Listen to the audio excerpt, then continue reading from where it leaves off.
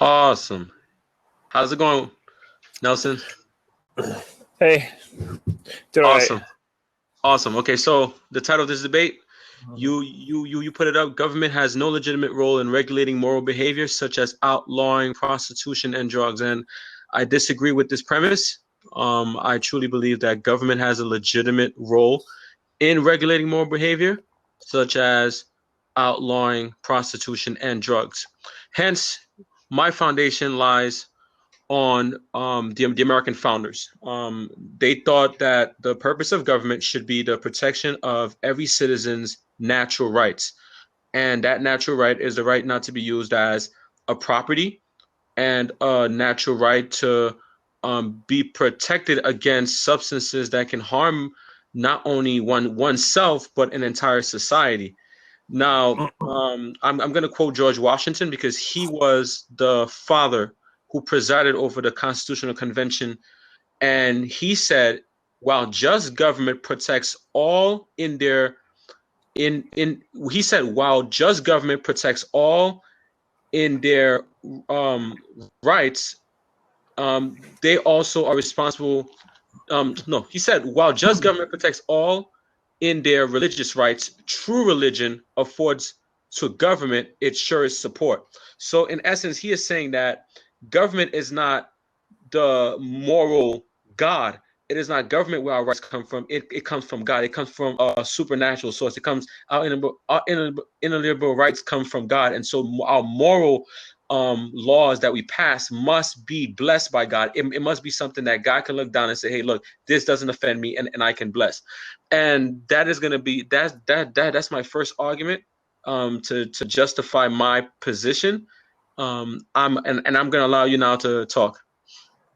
All right. Well, so I listed those because that's kind of what you had. Well, that's what you had talked about in your debates with Julian, and that's kind of what you wanted to get into. And so, it is my contention that government has two roles: protect the individual's rights and protect the nation's borders.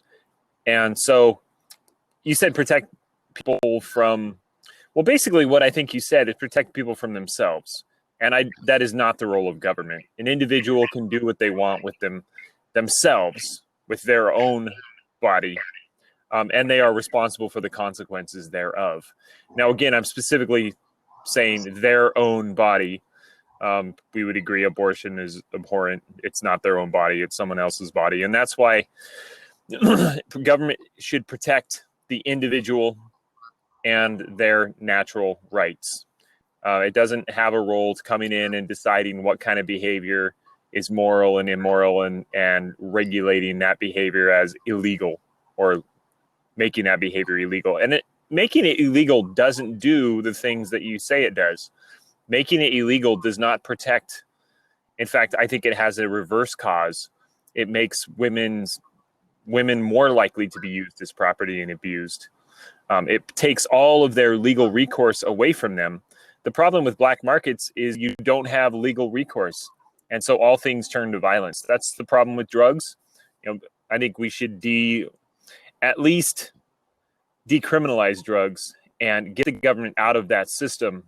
Because if you get the government out of that system, a lot of the things government does to abuse people's individual rights goes away. And you would have a safer area of society. That is, drugs would be safer.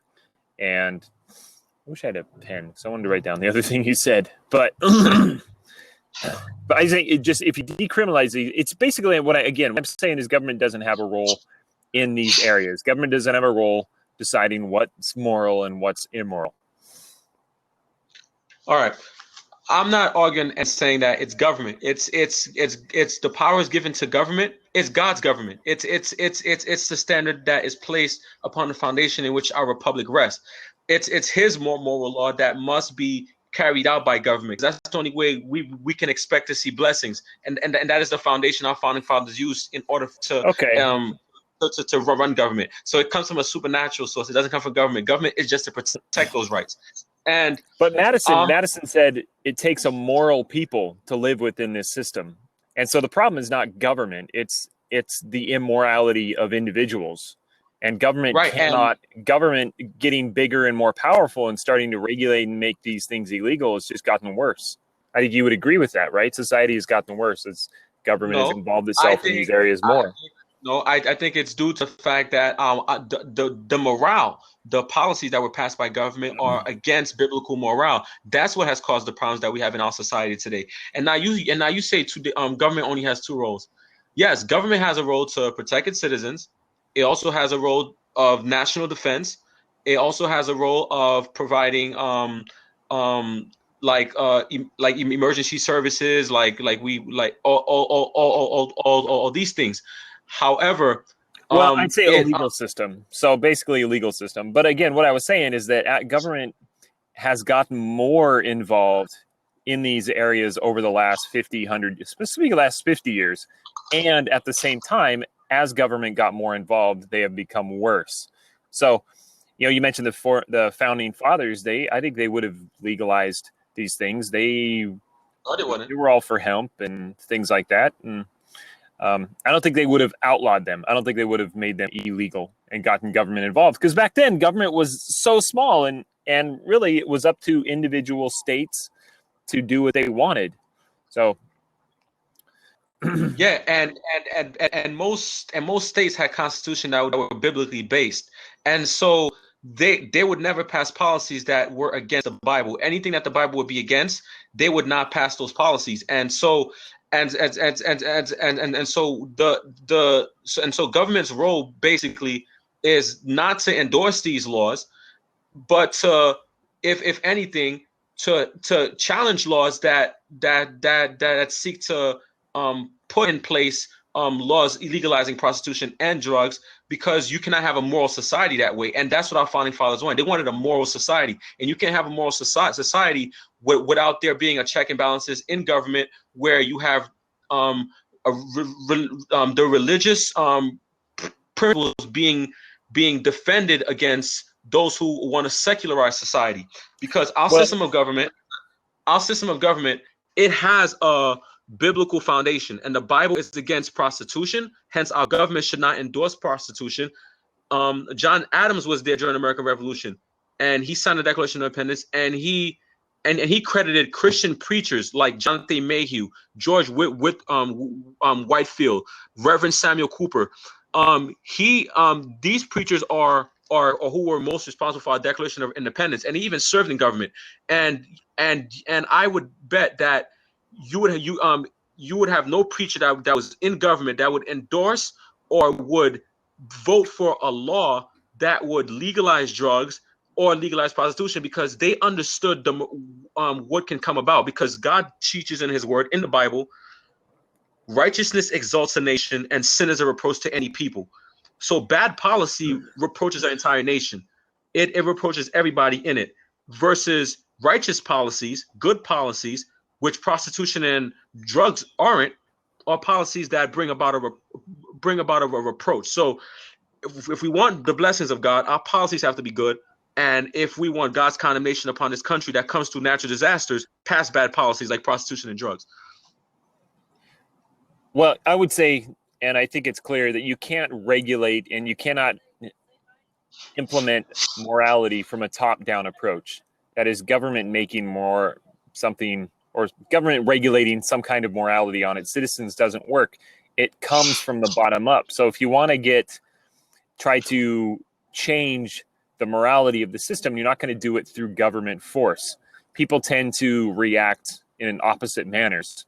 And that's why I think things such as alcohol and drugs in this country, a lot of it comes from the fact that it is illegal. And I think it would be better off if they were legal. I think it would be much safer, and you wouldn't see as many people doing it.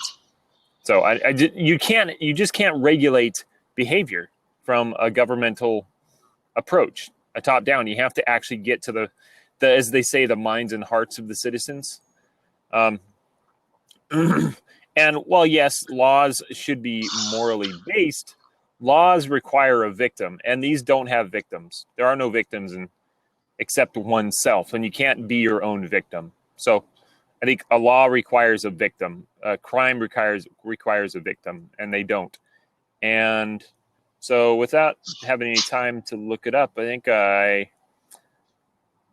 would wonder what the laws regarding prostitution at the founding were. So there were no laws. There were no laws being endorsed because our founding fathers made it clear that our Constitution is for moral and religious people. yeah, that's what I said And, before. Madison said yeah, that, and yeah. yeah, you can't. But again, you can't. We've seen these laws come out as society has grown worse. So clearly, the laws are not doing what you think they should be doing. I mean, it's not just law. It's again, as you talked about, it's also the heart of the human being collectively, and in the during the founding, they had a God conscience. They had a biblical worldview. They had the Bible influenced their thinking, and even the constituents that voted them into office, they had a biblical conscience, and that is what we have deviated away from the founding era, where today we have a high rate of Christians in America and people in America, period, who are biblically illiterate.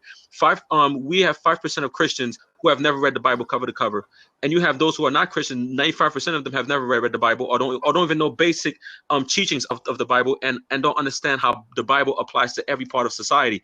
And this is what has contributed to someone wanting believing that government that basically you cannot regulate moral behavior, or that it's wrong to outlaw prostitution and drugs. It's because of a lack of biblical worldview.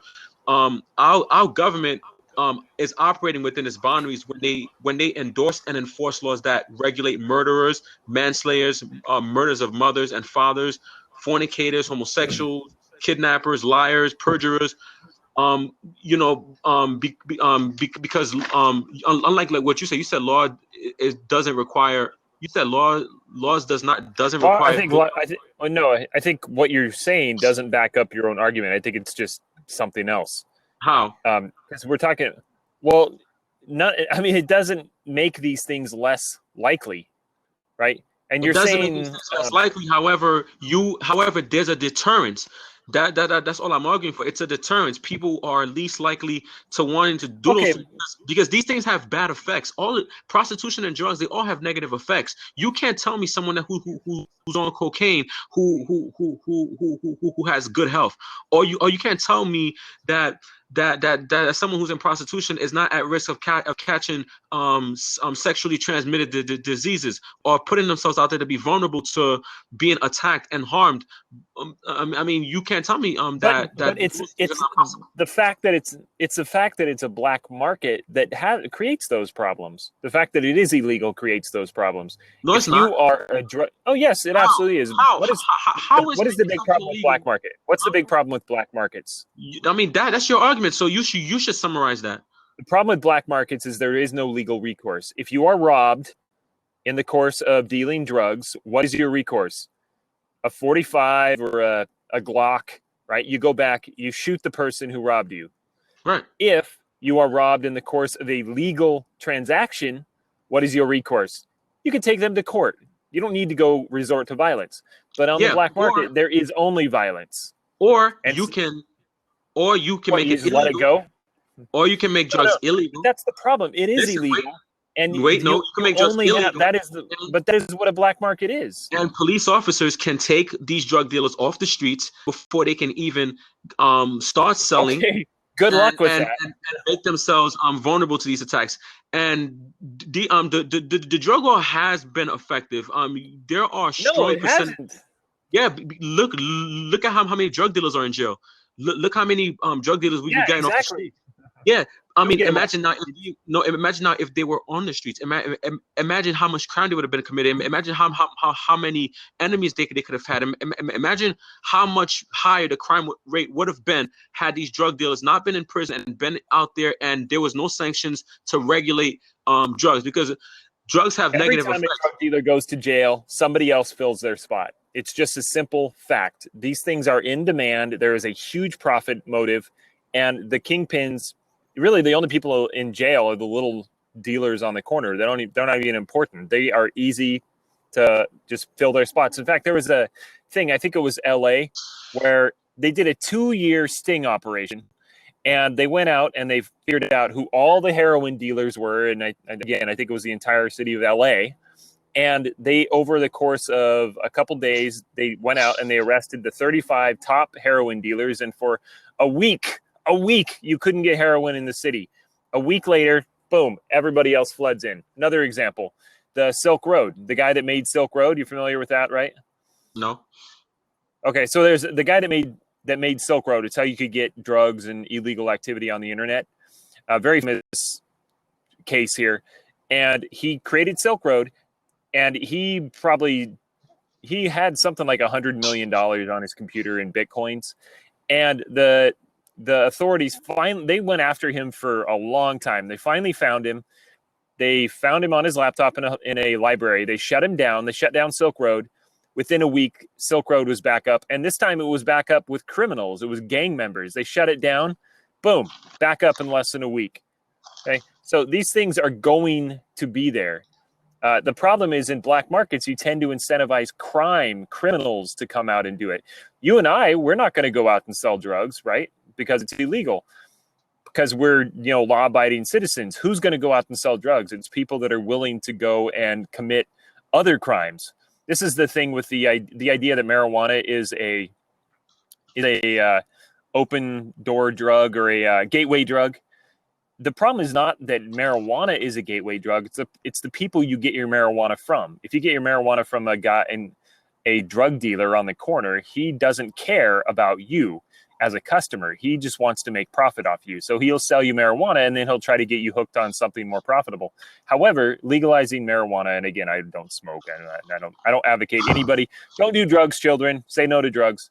But you go to the pot shop is not going to try to get you hooked on cocaine. They're going to keep you on marijuana and marijuana only. So I just think it's much safer that way. It's legal here in the state. And I was all for legalization. I'm not for marijuana. I hate everything about it. It's gross and stinks and it's annoying. But and there are gross consequences. It's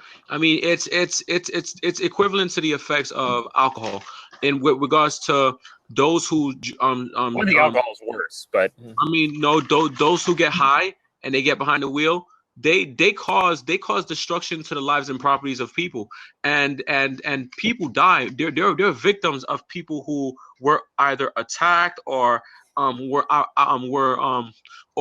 been killed by individuals who were smoking like illegal substances or using illegal substances while operating machinery.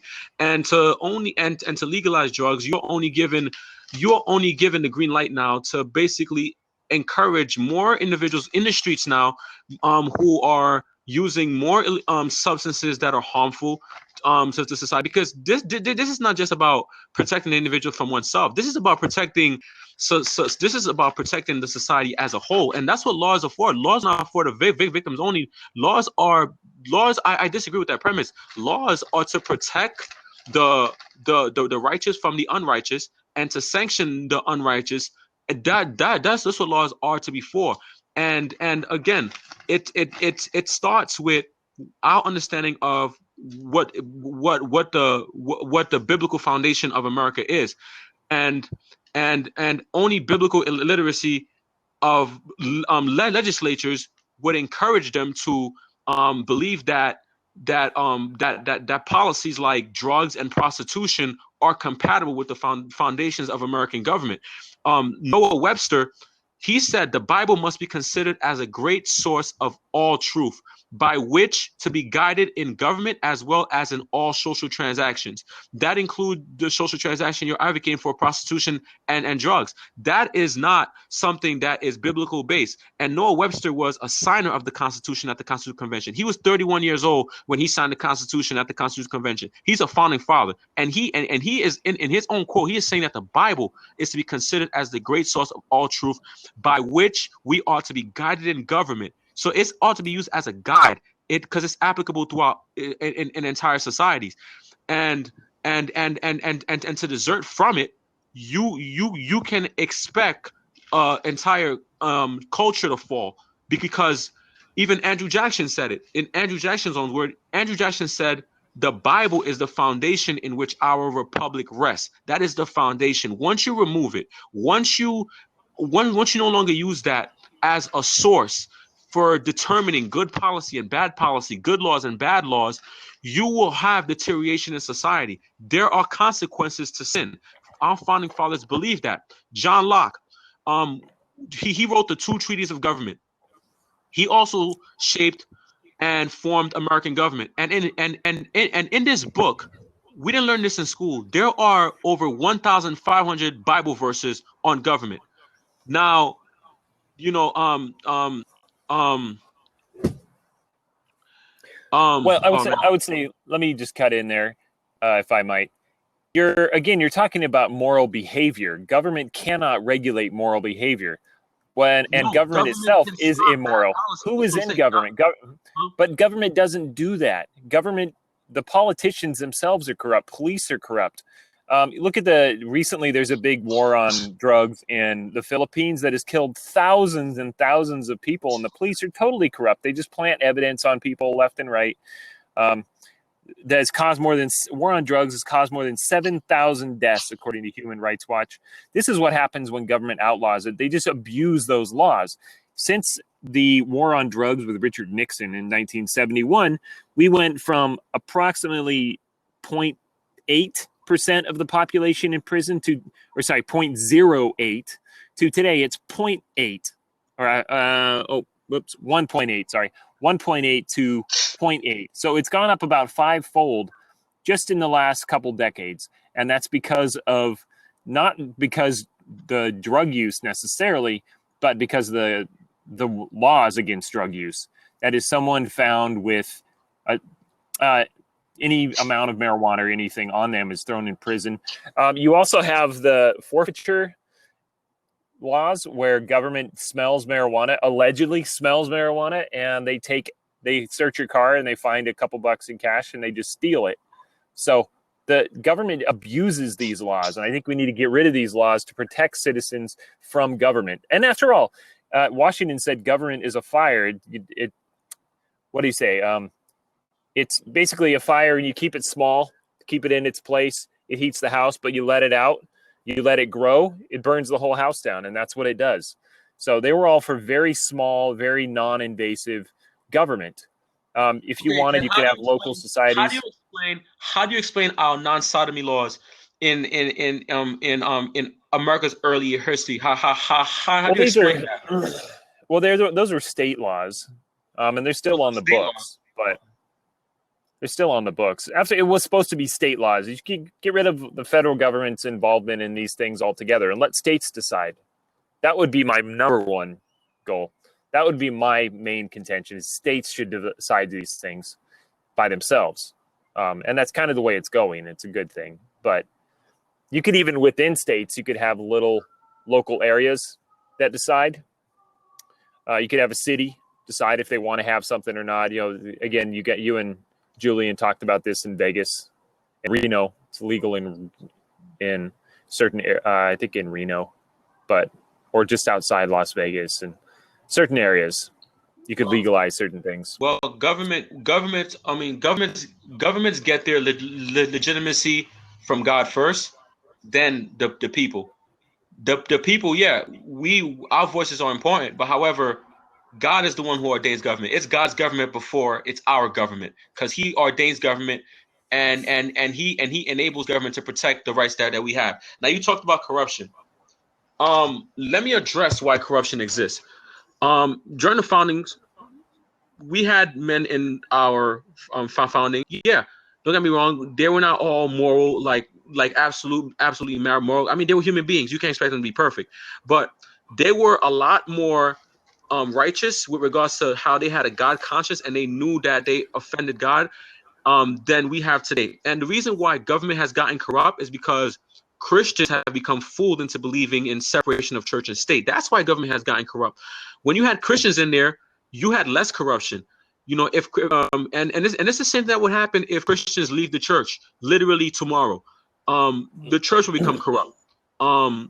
You will have you will see things in the church that you that you would not expect to see in the church. In regards to the same way with government, you'll have bad policies, you'll have cursing in the chambers, you'll have bitterness, you'll have lying under oath, as you saw with Bill Clinton. You'll have immoral, adultery, such as you've seen with Bill Clinton, and all of these things are a effect of digressing against biblical foundation, biblical law.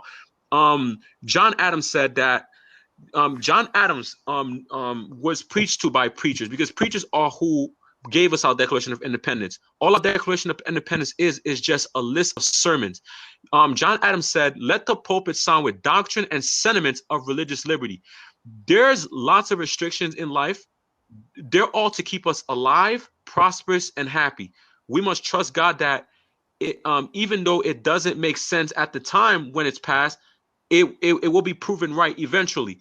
And that is why I advocate restrictions, and why government must do its responsibility, because it is their duty to God. Every legislator that is in that legislation has been put there by God, and so they must do their duty as unto God to ensure that they are protecting the whole of society, because prostitution and drugs, they don't just affect the human, they affect entire societies, and God wants to protect us against that. And so it's to go back to the original way of doing things, back to the founding era, and do it this way. And government was regulating moral behavior and advocating for moral behavior through sermons and through preaching of biblical foundations, and that's what has kept the country moral up until what we have has happened in the last 100 years, where now there's a movement to secularize our society and to remove the biblical fabrics that has made our country great. Well, drugs were legal until the early 20th century. They used to have opium dens and all kinds of things. So Coca-Cola was made with actual cocaine. It wasn't until the 20th century. And I would agree that the 20th century is Nietzsche predicted it too, that as people cast God aside, they would become worse and worse, and you'd get more bloody and violent, and crime would rise. So it's not that government has made these laws and made things better. Again, I point to the fact that morality comes from the bottom up. In fact, that's how everything works. You can't regulate morality into people. And so government just making these things illegal doesn't have any real effect. You can still get drugs. The easiest place to get drugs is in prison, and government has the most control over those. So again, I found that, remember the exact quote, government is like a fire, a dangerous servant, and a fearful master. Government should be small, minimum. You shouldn't even notice it's there. I think that is the biblical role of government, is that you wouldn't even notice it's there. According to what statistic does it say that drugs are more prevalent in jails and regulated by government? According to every prisoner. Everybody in jail. I mean, and guess what? You want me to look it up? Human beings lie. All right. There's no foundation for what you just said. All right. Now you really think that drugs are hard to get in prison, though? They're possible to get into prison. However, if government officials are doing their jobs and they're enforcing the law, they're corrupt. They're more corrupt than your average person. Yeah, you know why? Because a lot of people go into police. A lot of people go into those things because they're corrupt and they want to make more money. Yes, but what does that have to do with making laws? You're saying these people with no biblical foundation. If you don't have a biblical foundation for making law, you will pass policies But that's my point. That's my point. That you're having people with no moral foundation, no biblical foundation, going into government and making laws. Government was never ordained. I mean, you will have a yes. This is the reason, dude.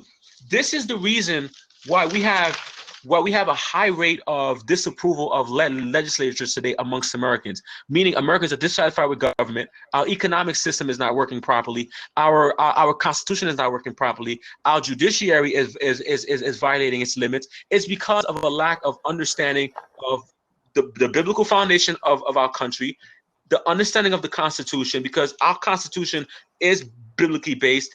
These are all that's the result. That's the result of having biblical illiteracy, lack of constitutional literacy. It's all these effects I just gave you.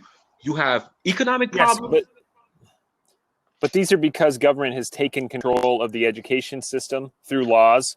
It's taken control of society through various laws. That's not what I'm arguing. I'm completely against government But you're saying more laws. I'm arguing- saying less laws. I'm arguing that you should have government officials, legislatures in government who will quell any attempt by any new elected official to pass secular legislation into our country.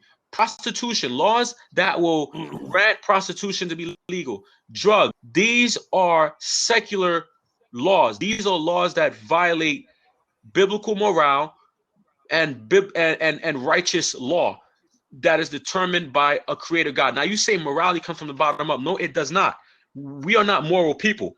What you're communicating is mobocracy. And this is stuff that you see in the UK, and this is stuff that you see in France. We are not a mobocracy. We are not a democracy. We are a constitutional republic. And so the Constitution is a biblically based. The Bible is founded upon God.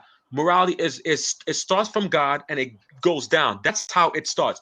And God ordains government, and he gives government responsibilities, and government ought to stay within the confines of those responsibilities. And then it's from there that it goes down to the people. The people elect officials, but we are to be intelligent and biblically minded to vote only biblical minded leaders. Even you had the late John Quincy Adams, president. He said, in the United States, it's really the churches who have really elected leaders and who have brought leaders in. He said, we ought to prefer Christians as our leaders. We ought to prefer Christians as our leaders. How do we know if they're Christians? What are their policies? What are they advocating? What is their campaign like? What are they advocating? Any biblically thinking person would not vote for someone who is campaigning on a platform where they are vowing to legalize prostitution and to legalize drugs. Our founding fathers would instruct us, if they could come back in time and talk to us today, they'll say, don't vote for that individual. Vote for the politician. I think they would. No, they would not. Individual liberty. I provided the foundation for which they never said anything about those specific things. They would have said everything about individual liberty and allowing individuals to make their own choices. And that is what I'm arguing for. Individuals should be able to make their own choices. And while, yes, moral laws come from outside the universe, they come from above, they come from God, they go to individuals. They don't go to governments. Governments are there to do two things. Government gets its legitimate power from two things. One is man is made in the image of God, and he deserves protection. And two, the fall, man is wicked and therefore must be protected from other men. That's basically the role of government. But nowhere in that role of government can you see government making laws to protect individuals from themselves. So if you want to go, even I don't know, whatever it is, you do something that endangers your own life, that's your problem, right? But the problem is that government also shouldn't be taxing everybody to pay for your mistakes. So that's really where the government declares it has the legitimate right to decide what you put in your body, because in the end it pays for everything. But that's not, neither one of those are legitimate. Those are not legitimate roles of government. Government has no role in regulating your behavior. Even getting into things like, because if you're going to say government should regulate your behavior, you could really get into things like thought control. Government should regulate what you speak, how you talk, the words you say. You shouldn't be cursing. That's bad. You shouldn't be discriminatory. That's bad. So, I mean, government gets into these areas, right? Now, okay. But it shouldn't. Okay, you're saying, if you're talking self-government, I agree with you on self-government. Yes, individuals have self-government, right to self-determination, and in America, and one of the things that make America great is that you get to make decisions and you get to live with the consequences of this decision. No, and one of the things that makes America great is the fact that you get to make decisions and you get to live with the consequences of those decisions, whether or not they're good or bad. However, we are discussing prostitution and drugs, and so when you're in prostitution, you're no longer self-government. It's no longer how it affects me. You're affecting society. As I gave with the case yesterday with a prostitution, I gave a prostitution hypothetical. I talked about how prostitution is legal. A prostitute technically leaves home, right? I'm going to keep it short. I heard it, but Okay. it doesn't matter if just it's legal or illegal. The exact same scenario can take place. I want you to tell me how it's different if it's legal versus not legal. I think if it's legal, you're less likely to have that occur. Because you're saying it's legal and she goes home and does an illegal act, illegal prostitution act. What? And then repeat your question. Tell me how that happens when it's illegal, or sorry, when it's legal and would not happen when it's illegal. Because you're saying it's legal. She does her legal job and she goes home and commits an illegal act of prostitution. And that's how everything starts. I'm going to use this analogy. In essence, okay, you have a son and like okay, you have a kid, okay, you have a son. Now you tell your son it is you forbid them to not go inside your room, and so and so that's your instruction to them. Now he knows in his mind, all right, if I go into the room, there's gonna be consequences because you also told him, hey, if you go inside my room and I tell you not to go inside my room, there's gonna be consequences. And so when you tell him that child will not go because that child is going to listen to the authority figure. Now, if your child is rebellious, your child will go, and guess what? He'll reap the consequences. And most likely, if you're a parent that disciplines their child, you will discipline them because they violated the law. Or another example. Well, let me just break in for a second. No, wait. One more example. Well, I want to say that government is not my parent. Okay, government is not a parent. Government does not make these things. And second, government is not a loving parent, right? So if you're a loving father and your child understands that what you do is in their own best interest, he's more likely to listen to you. But if your parent is not a loving parent, i.e. government, not a loving parent, very abusive, you're going to say, well, you know what, whatever he says, I don't really care. They're more likely to go into the room. Okay. The first analogy I used, I just realized it was not the best analogy. This is the analogy I meant to use. Okay, it's like saying you tell your child. No, you tell your child, hey, John, don't touch that fire. Don't touch that stove. But you know, it looks appealing. Oh, it looks appealing. I just want to try. I just want to test it. Hey, you can't tell me what to do. It's not your role to tell me what to do. And so a child who's obedient to the parent won't touch that fire and will not reap the consequences of touching that fire. Hence, that child who disobeys the parents and touches that fire, guess what? I burned myself. Guess what? He would just reap the consequences. In the same sense, I'm not saying government is a parent. I'm saying that government has gotten legitimacy from the ultimate parent, the absolute parent, which is God. And God frowns upon these things. He frowns upon prostitution. He frowns upon the doing of drugs because he sees those things as sin, and sin has consequences. The wages of sin is death. And that is the role of the actual parent. And both of these, prostitution and drugs, they lead to death because they fall under the realm of sin. And government can just basically put in restrictions, put in laws in place to hinder you and to basically give you a warning, like, hey, don't go there. Just don't go there. Like, don't go there. This is not something that we're going to endorse because it's a bad natural policy. According to God, I'm not going to endorse this. I don't care how much you protest. I don't care how much you do rallies for prostitution or drugs. I'm not going to endorse. I'm going to keep those laws in place to restrict those things from happening because God desires for us to be prosperous, and he desires human beings to be prosperous. And I am going to protect I'm going to protect you as my responsibility from you harming society, because you're not just harming yourself, you're harming society. Prostitution, regardless if you regulate it or not, human beings are not perfect with trying to regulate things. You have where you put condoms, and you have all these different things to try and protect human beings from sex, and yet people still catch AIDS. And you have and in the same manner, okay. But again, that doesn't matter if it's legal or illegal. I mean, if it's illegal, they're still going to have all of those problems. But I just really point back to that government is not a papa. Government is not a nanny. I mean, that's the big problem is. But that is what you're saying. You're saying government is there to say, oh, let me tell you what you should do to protect yourself. I'm saying government.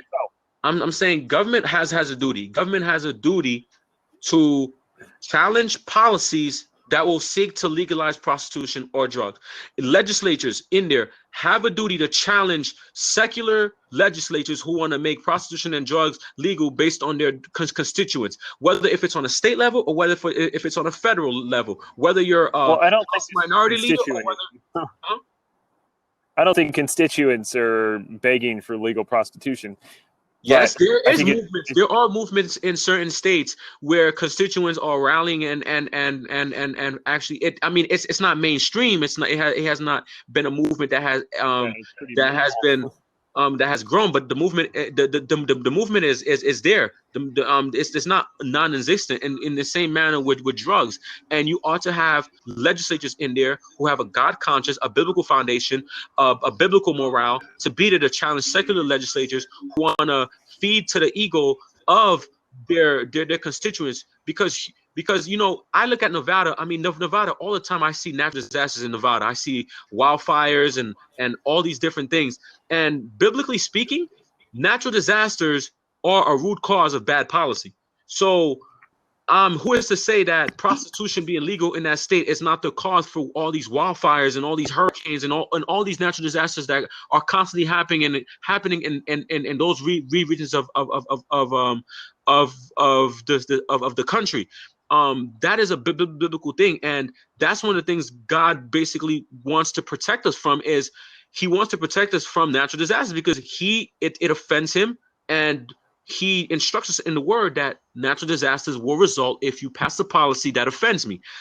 Righteousness exalts a nation, sin is a reproach. Righteousness exalts a nation, sin is a reproach to any people. So righteous policies are policies that God blesses, and bad policies are things that offend God. According to His biblical foundation, according to His biblical law, we ought to be influenced by His foundation and His morale, that we may be able to receive the blessings that He desires for America and the blessing He has given America historically. All right. Well, God gives laws to individuals. So, I mean, you can go. I read Samuel in our last debate, where I don't think God is for government, really very high on government itself, very minimal government anyways. Remember, they wanted a king, and He told them the problems you would have with a king. Kings are wicked. So, but again, a king. God's a constitutional republic. Well, you know, George Washington could have been a king. George Washington could have been a king. No, I agree. We have restrictions that this law, we have checks and balances. In king, there's no checks and balances. You have an absolute ruler. So that's the major difference. Let me get back to the debate at hand, right? So we got 2 minutes, 2.5. Government has no legitimate role in regulating moral behavior such as prostitution and drugs. So this is just an example of two of the things that government has no role in. So again, my contingent is government has two legitimate roles, and that is protecting the individual's rights from others. That is your natural right to life, liberty, and property. And that government should not get into regulating behavior, speech, or anything else that an individual wishes to do for themselves. So to be a crime, you need a victim. There are no victims in legalized prostitution and drugs. The problems with making them illegal is you create black markets. Black markets lead to violence and death and all sorts of other criminal behavior. So, that's not totally into this directly, but legalizing them would make society, I think, a little better. You waste a lot. You can talk about prisons. You can talk about the number of people in jail from this thing. When you go to jail, you don't get rehabilitated. You typically become a better criminal. So I'll let you go. A minute left. I don't believe when you go to prison you become a better criminal. It's actually used as a rehabilitation. There has been people who has left prison and who have repented of the things that they went in there for and turned out to be better people. So prison has helped them in many ways. If this issue is in the Bible, it's not off limits from being protected in legislation and preached from the pulpit to influence people on how to think biblically and how to vote biblically. The Bible applies to living and it applies to governing society. George Washington said, he's the father of our Constitution and he's of the father of our country, as many consider him. He said, "Let us caution to indulge the supposition." Not the Constitution, though. Wait, He presided over the Constitution. George Washington said, "Let us caution to indulge the supposition that morality can be maintained without religion. Reason and experience both forbid us to expect that we can't let government or secular people or critics of the church squeeze us into a mold. We need to use the guidebook for good laws. National morality cannot prevail in exclusion of religious principle." All right. Okay, so I think yes, I say that's great, but Good again, you're night. talking about a moral people government. So thank